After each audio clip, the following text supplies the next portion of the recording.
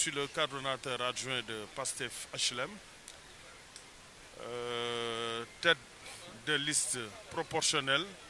de Yewwi Askan Wi dans la commune des HLM. Bon, gagner c'est trop dur, gagner nañ ko entre parenthèses kenn perdul daal pour man ñëpp a gagné parce que élection locale la ñun ñëpp a bokk ndey bokk baay. Donc au passage damay nuyu di féliciter di gërëm tous les candidats sans exception parce que bon li ñu mënta wax rek ñoo bokk HLM te yàgg nañu tase dans le mouvement associatif et sportif ak ci leneen donc ak lu ma mënta am man dama leen wax ne ku ci mënta gagné ku ci mënta jël mairie bi damay liggéey ak yow parce que HLM moo ñu ñor le fait ñu takkal le ruban bi rek pour man loolu rek doyul ku nekk mën nga gis ci sa bopp maire ci gox bi nga dëkk bu dee loolu la fekkee ne c'est le fait d'être maire c'est d'être à côté des populations man gëm naa ne tous les candidats ce sont des maires parce que gis nañ fi candidats yi quasiment 13 yëpp ñu ci bëri qui se sont investis avant élection yi par exemple donc ñoom ñëpp dama leen di gërëm et le mérite revient à tout le monde parce que man gisuma ci animosité gisuma ci loo xam ne daal c'était excessif incident yi du ñàkk nag mais incha allah dañuy ñaan beneen yoon ñu gën ko organiser aussi tamit parce que jàmm ci la lépp xaj donc may féliciter notre comité électoral féliciter tous les partis qui composent la coalition à savoir PASTEF Yewwi comment dirais-je Taxawu Ndakaaru Sénégal en tête le parti de Camara Diengou PUR di leen sant di leen gërëm à leur tête docteur Moussa Camara di sant di gërëm aussi Bira Kane et monsieur le maire Moustapha Diop aussi tamit Matar Magasuba aussi di ko gërëm di ko sant qui n'a ménagé aucun effort pour que la coalition gagne au soir du 23 janvier yàlla defal nañ ci sutura mais gagner le mot gagner là daf may xaw a déranger parce que boo nee kii rek day mel na au sortir de ces élections on va gérer seul non ñun suñu gestion participative lay nekk une gestion inclusive parce que loolu waaye mën a wax maa ngi dégg ñu naan Moustapha amul expérience mais parmi les candidats c'est le seul qui a fait 3 magistères depuis 2009 il est conseiller moi depuis 2014 je suis conseiller aussi donc je ne sais xawma lu yàlla di def on n'aura pas de problème de gestion ou bien di démarrage case départ non loolu moom j'espère que na seen xel dal waaw ku am 3 mandatures amatoo excuse donc amul dara loo fa xam ne dañuy layme wala dañuy def dañuy may 3 mois 6 mois ou bien un an sabbatique non on a fait cumuler plus de 13 ans d'expertise locale donc ñuy ñaan yàlla ñu may ñu mandat bi ñu def ko ci suñu sago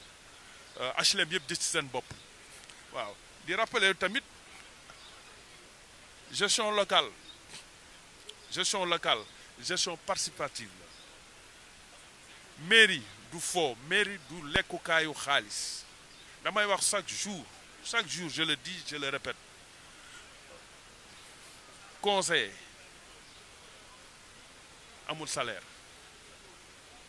dévouement nga fay woon maire nga sa gox c'est bénévole c'est du bénévolat li foog nit ñi xam ko et wax dëgg yàlla pour développer le Sénégal yéen xam ngeen ko si suñu commune la war a déparé de la base au sommet donc loolu ñun ñoo ko war a inculquer relever le défi afin que la face des HLM change. Matar Magasoba, coordonnateur de PASTEF HLM. bés bi tey li ko waral mooy mbégte rek victoire de la coalition et surtout on peut dire victoire des HLM. Donc looloo waral sunu teewaay tey fii pour mën a fêter victoire bi vraiment avec la population des HLM. ci élection yi en fait ce fut très dur parce qu'en fait nee nañu que élection kenn du ko sàcc le jour des élections mais ça se fait avant. Et vraiment ci organisation beeg yooyu on a trouvé beaucoup de couacs. Donc xëy na sax am na nu muy demee si c'était bien très bien passé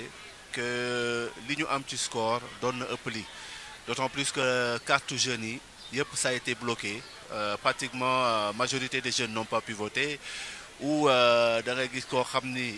dañ koy jox benn bureau de vote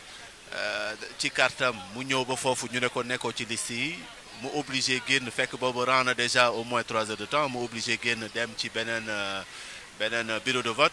et finalement du voter. Donc on a vu ce cas-là plusieurs fois au niveau des HLM. Donc il y a eu vraiment beaucoup de couacs. C'est pas parce qu'en fait la coalition a gagné qu'on va en fait se satisfaire en fait de l'organisation des élections. Donc il y a eu vraiment beaucoup de couacs. Par contre position PASTEF c'était vraiment clair dès le départ. Mooy que ni en fait bépp candidat boo xam ne moom la ñu choisir ci coalition bi ñun dañu lay jàppale à fond et sans état d'âme. Donc aujourd'hui Moustapha Diop gagné na. Donc c'est comme si c'est PASTEF aussi qui a gagné muy taxawu etc. Donc c'est la coalition. Donc dinañu xar suñu tànku tubéy vraiment jàppale ko ci liggéey bi nu mu gën a rafetee incha allah. boo xasee toog li nekk priorité mooy nga xam d'abord li nga hérité lan la et nga xool li nga xamante ne mooy les différents domaines de compétences yi ngay collectivité locale bi am sañ-sañ nga xool li nga fi fekk ci wàllu budget nga xool ndax cadré na at li nga xamante ne mooy li nga wax ji woon ak nit ñi et bu laajee nga une réorientation nga def ko avec le conseil municipal et puis nga taxaw donc ci li nga xamante ne mooy priorité bi HLM fii